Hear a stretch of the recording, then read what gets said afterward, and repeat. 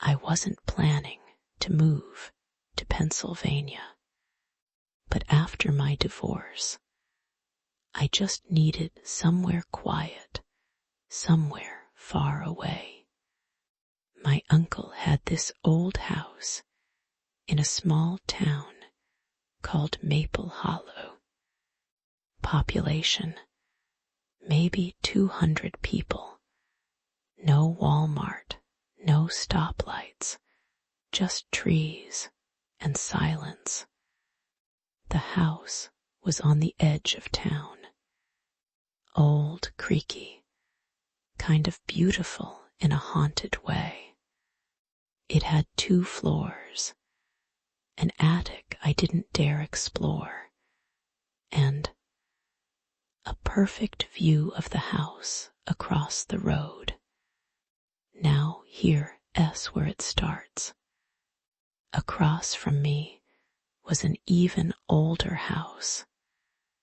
White paint peeling, curtains always drawn, no car, no light, but someone was always at the window. 2nd floor, far right. A woman, thin silhouette, long black hair, still as stone. The first night, I thought it was a mannequin. By the 3rd night, I knew it was, because her head had turned ever so slightly to face me. I tried not to look. I closed my blinds, focused on unpacking.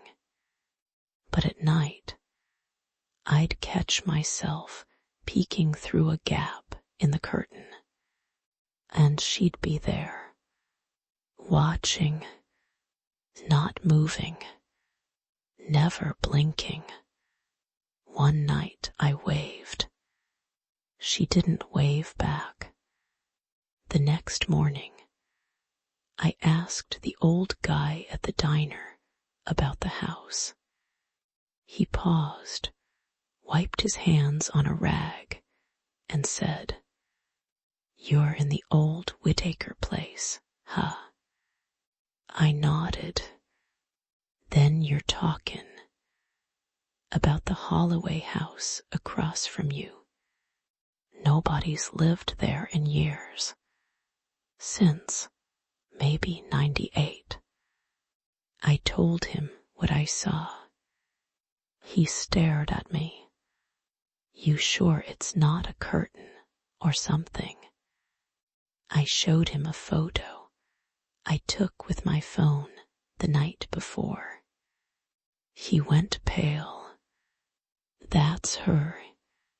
He told me a story about a woman named Miriam Holloway. She lived there alone after her husband went missing in 1997. Never left the house, just stood at the window. People say she waited for years. One night in 2001, someone saw her standing at the window. The next morning, she was gone. Not missing, not dead. Gone. No footprints, no signs of a break-in. But the weird part, she kept showing up.